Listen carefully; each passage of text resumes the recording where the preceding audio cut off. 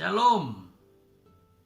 Selamat datang di program Kamu Bisa bersama saya, Pastor Budianto Tan.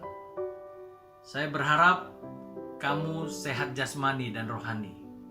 Tetap semangat karena Tuhan Yesus tetap sama, dulu, sekarang, sampai selama-lamanya. Seperti apa yang tertulis dalam Pengkhotbah 3 ayat 1, untuk segala sesuatu ada masanya. Untuk apapun di bawah kolong langit ini ada waktunya. Sudah beberapa bulan ini, kamu dan saya mungkin berada dalam kondisi yang tidak nyaman, di mana masa COVID-19 hampir melumpuhkan negara-negara di dunia tanpa bisa diprediksi, termasuk kamu dan saya. Namun selalu ada maksud dan tujuan yang baik di dalam semuanya itu, di mana Tuhan tempatkan anak-anaknya untuk mengalami hal itu. Ini bukan suatu kebetulan atau kemalangan, melainkan keuntungan. Jangan biarkan masa ini lewat hanya dengan sebuah keluhan, karena kamu dan saya berada di posisi ini untuk membuat perbedaan. Jangan sampai kondisi ini terlewat tanpa kamu dan saya mendapatkan hal yang baik, karena terang Kristus ada di dalam hidup kamu untuk menerangi walau dalam kondisi pesimis sekalipun. Bagian kamu sangat penting saat-saat ini, bukan hanya sebagai penonton, tapi ikut serta berperan dalam kondisi saat ini. Kondisi seperti ini tidak hanya bagaimana kamu melihat dan berperan, tapi bagaimana kamu menanggapi kondisi saat ini dengan cara yang benar dan tepat. Dunia boleh bergejolak, tetapi iman kamu harus terus menanjak, karena kamu dan saya ada Kristus. Kamu memang tidak bisa mengendalikan apa yang terjadi di luar sana, namun kamu dapat meresponinya dengan benar. Sebab mengapa orang dikatakan baik? Karena ia meresponi apa yang terjadi buruk sekalipun, ia tetap positif dan baik. Karena pandangannya terhadap masalah adalah mendatangkan kebaikan dan keuntungan. Respon yang benar akan menghasilkan kehidupan yang benar. Kehidupan yang bergulir saat ini tidak hanya bisa diresponi dengan mental nyerah atau pasrah, tapi kamu harus punya keyakinan yang semakin teguh bahwa Tuhan yang ada di dalam kamu membuat engkau lebih besar walau dalam tempaan krisis saat ini. Krisis adalah waktu terbaik di mana kamu bisa menyadari keterbatasan kamu dan terus mengandalkan Tuhan. Mengenal dan mengerti Tuhan secara benar dan pribadi, bukan hanya melalui firman yang kita baca semata, tapi mengalami pertolongannya melalui hubungan yang intim dengan pujian dan penyembahan. Jadi, krisis yang ada saat ini bukan untuk menakutimu. Krisis inilah yang menyingkap banyak hal dalam kehidupan kamu untuk mengalami sebuah kemurnian dan ketulusan. Krisis ini seperti penyaring alam, menyingkap siapa sebenarnya yang kamu sembah. Kalau kamu hanya suam-suam di dalam menyembah Tuhan, maka pertolongannya pun akan sulit kamu rasakan. Namun jika engkau benar tahu siapa yang kau sembah, seharusnya kamu juga tahu dari mana pertolongan itu datang, dan bahwa Dia ada bersamamu dalam kondisi apapun, bahkan krisis saat ini. Apabila Tuhan ada bersama kamu, apa yang kamu cemaskan? Seperti seorang anak apabila dia tahu siapa orang tuanya yang menyertai dia, apa yang dia takutkan? Meskipun saat ini kamu mengalami situasi keuangan maupun pendapatan yang berkurang secara angka ataupun hilang, tapi dalam krisis Tuhan tidak ikut hilang. Dia lebih hebat menyertai dalam segala hal. Dalam krisis ini kamu akan peka terhadap keajaiban demi keajaiban yang diberikan Tuhan. Dia mampu memberkati kamu di luar logika yang dapat kamu pikirkan.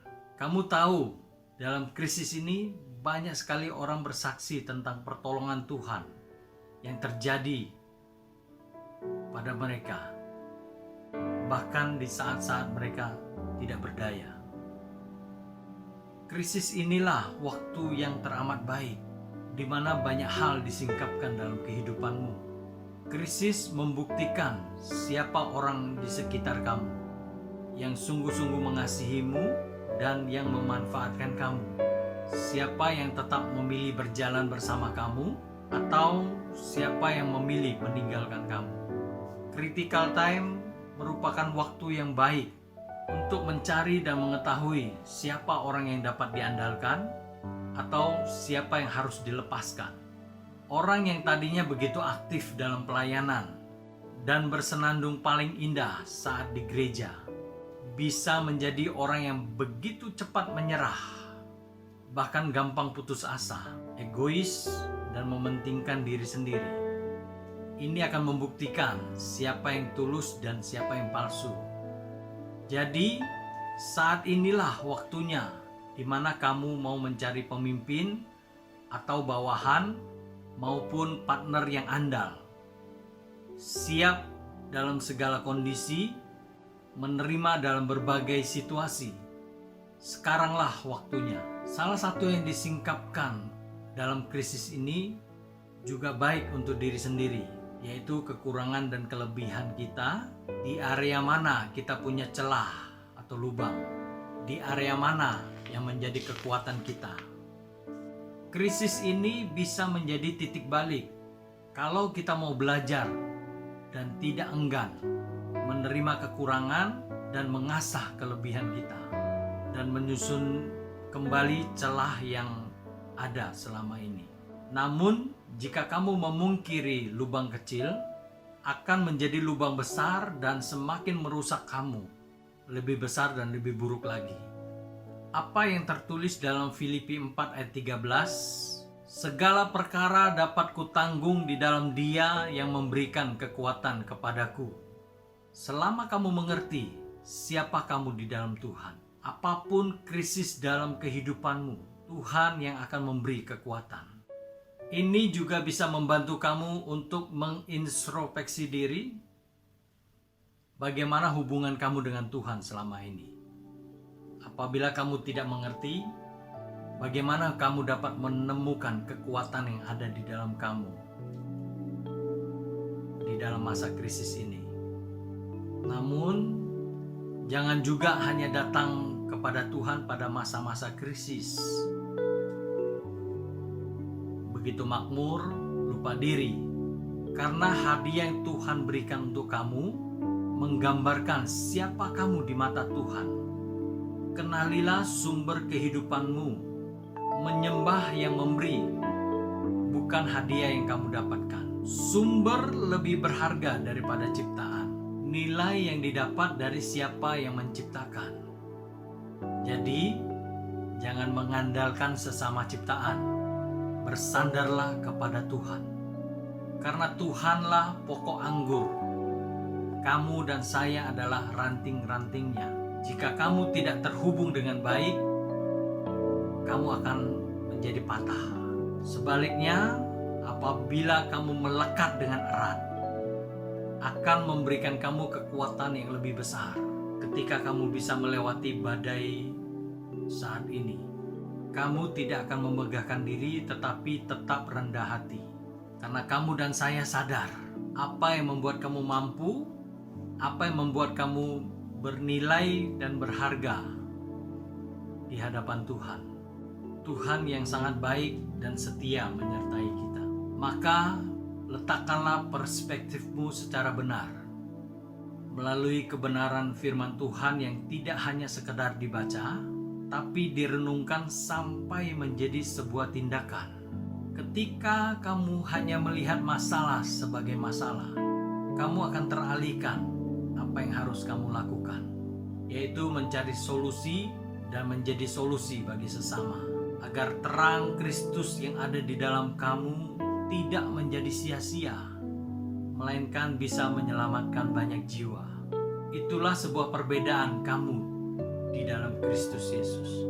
Kamu tidak bisa memilih badai maupun masalah. Kamu tidak bisa mengendalikan apa yang akan terjadi besok dan seterusnya. Kamu tidak tahu apakah besok akan baik-baik saja. Tapi kamu harus tahu bahwa Tuhan Yesus selalu baik untuk kamu. Apapun krisis yang sedang diperhadapkan di dalam hidupmu, Tuhan Yesus punya cara yang ajaib untuk menopang kamu. Kamu bisa. Tuhan Yesus memberkati.